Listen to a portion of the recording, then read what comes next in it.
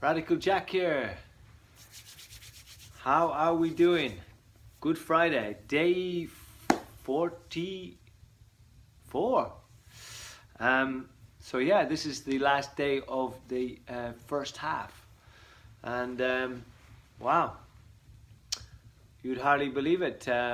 Goes fast once you start getting into it, you know. And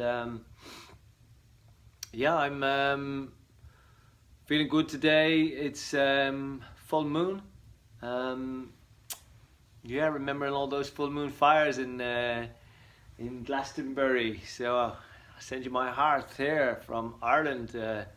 People of Avalon, people of Glastonbury, Glastafaris, Glasternaught, Glaster Fairies, and all these characters that I've met in around Glastonbury. Bless your hearts. Yeah, Rishi Rare and family. Dan and Danu and Arj and all that gang, and Lisa and yeah, bless all your hearts. All the people of Avalon. You know, there's too many people to mention. You know. Yeah, so happy Easter, whatever that means to you. It's interesting. I think why it lands on the day it lands. Is it always landing on a full moon? I must investigate. You know, certainly John St. Julian put something up today, well worth watching, in relation to the true meaning and history of Easter, Ishtar, where it comes from. You know, and how it's turned into what it is today. So I'll not go there, just go and check out John St. Julian. Fantastic cat. I've been mentioning him before in relation to all the fasting stuff that he does. So yeah, so blessings to all my friends. There's just too many people to mention. So, and anybody who's been watching, thank you for your support up till now. And yeah, it's been an interesting journey thus far, you know, and I'm starting to feel grounded again. A little bit output by the journey I had yesterday, and not totally ready to be sitting in around you know, people for very long. You know, no offense to my friends, and I loved catching up with people yesterday, but yeah, I found it really difficult to sit in a room with smoke. You know, it really affected me energetically. Yeah. More so, you know, my throat started to tickle, and then in the morning, you know, I felt, you know, I not a great night's sleep, you know. So yeah, it really is. It's the body is reacting towards its withdrawals, you know, from such things. It's been 4 months since I smoked, you know, 4.5 months. And still, you know, that little tickle is there, and I'm not really being tested that much by being in around smokers. So that's probably the first time in 4 months, 4.5 months. So, and yeah, there's a reaction physically. The body reacts, you know, and you know, it's weird. So yeah, not a great night's sleep, and but you know, I'm okay. I'm still feeling very grounded and very happy, and yes, you know, very interesting what John Julian says about the Passover, you know, and making that connection with the source, the divine source, you know, what people call God. And you know, I love his interpretations of the Bible. They're so spot on. You know, definitely some of the later books of the Bible, you know, full of confusion. You know, I'm not into it myself, but I really like this guy's interpretation, you know.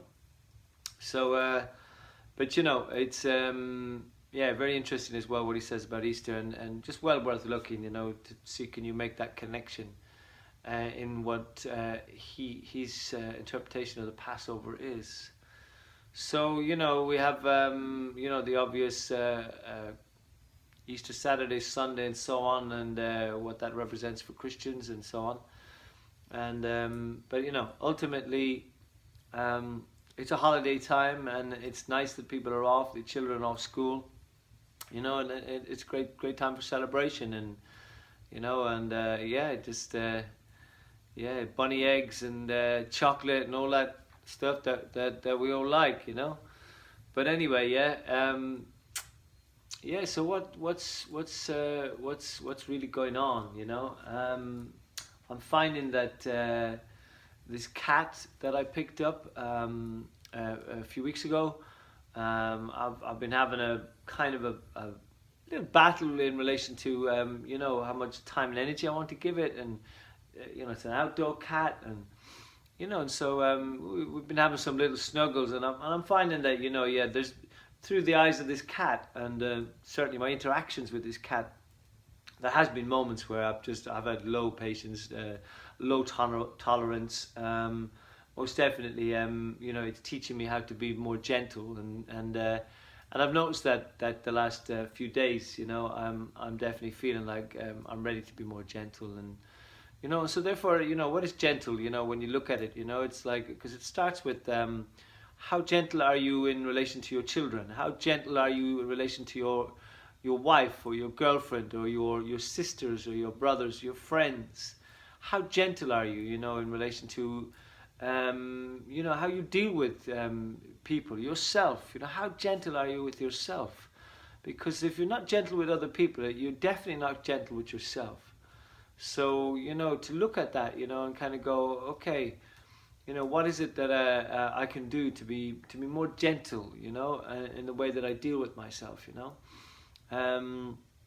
Certainly, I'm always going to make the correlation and relationship to food, because I noticed the difference in myself, in what food I put into my system. Certainly, there's plenty of information out there as to, I suppose if you're, there's so many rough sides to it, because I saw something the other day put me right off meat, where they're just literally squeezing the cancer out of this meat, where this meat's still sold, and all this gunk and goo. It was crazy, when you look at stuff like that, you think, crikey, the thought of eating it is just is diabolical, and so and in the way that cows or animals in general are killed, some people say we are taking in that those hormones, those death, fear, and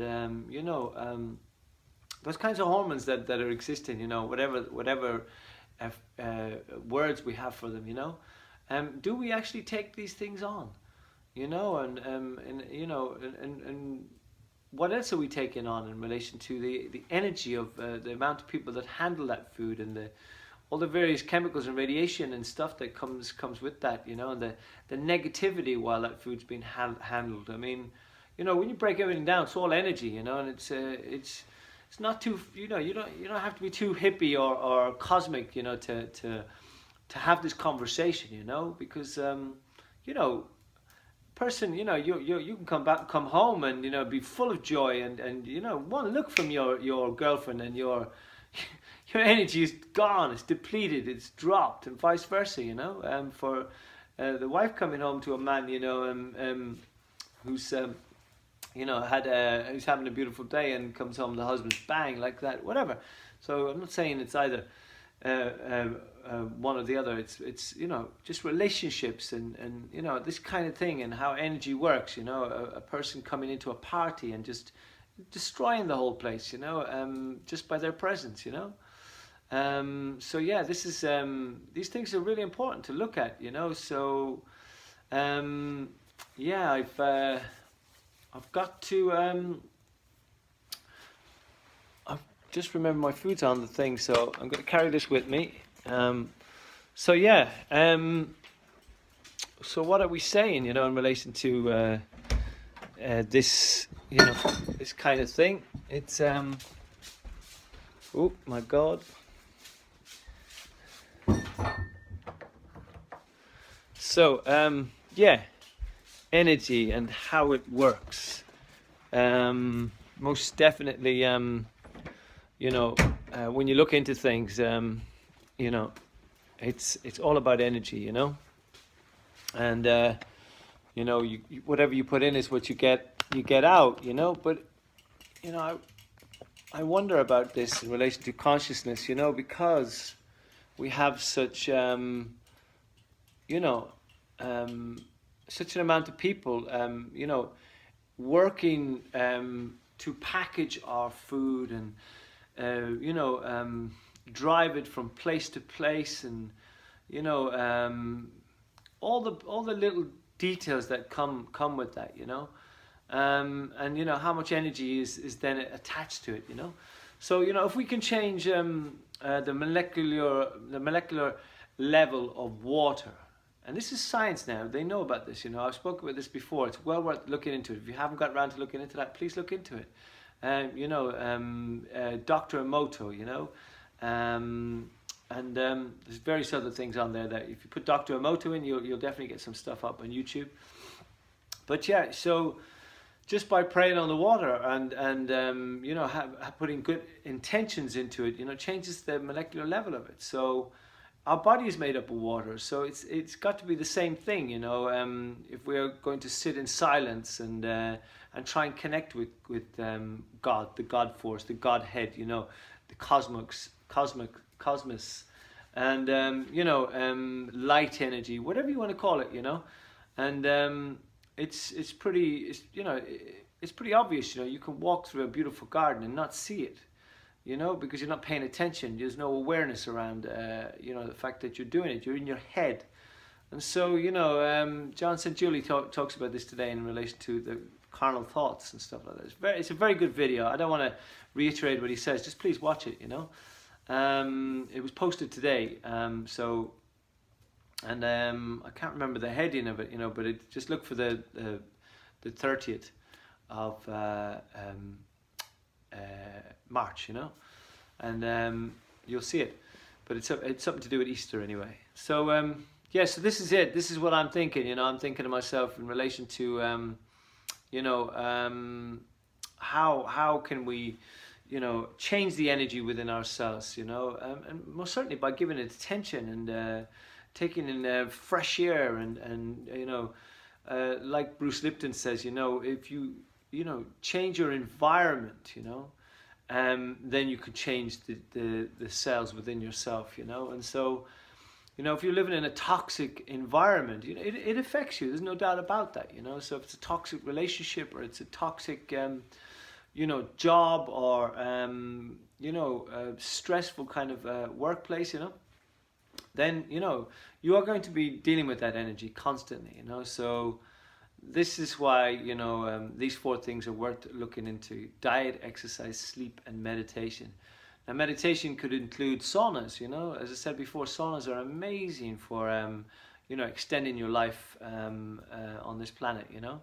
All the other things that you can do to sweat out toxic toxins, energy, and being in nature so that you're getting your aura cleansed by the wind and the rain and walking and moving that body, so you're letting your meridians and your all your parts is helping to shift stuff, So getting up really early in the morning when there's not so much traffic around, especially this time of year, for the sunrise, and just making those little moves, slowly but surely into nature and breathing. You'll find yourself becoming very emotional at first, and almost crying, because of this reality of what's existing outside the 4 walls, and that we're constantly like out of touch with, for the most part of it. A lot of people very rarely touch down. Often people, they go to work, by jumping in the car. They get out of the car at work, walk to the place, sometimes just there, and then back into the car, go to the supermarket, and then buy some food or whatever, collect a few bits, and back into the car and back into the house. And the amount of walking that's done is just around the house, and the workplace, if you're moving at all. So and this can go on and on and on and on again. And this is obvious why we have so many hip replacements and knee problems and skeletal problems and stuff like that. So this is what's coming out today. Happy full moon to everybody, and go out and get naked and howl at that moon, or do something, light a fire in the garden, or do something mad, something wild, and let that be part of your Passover, So happy Easter, happy days.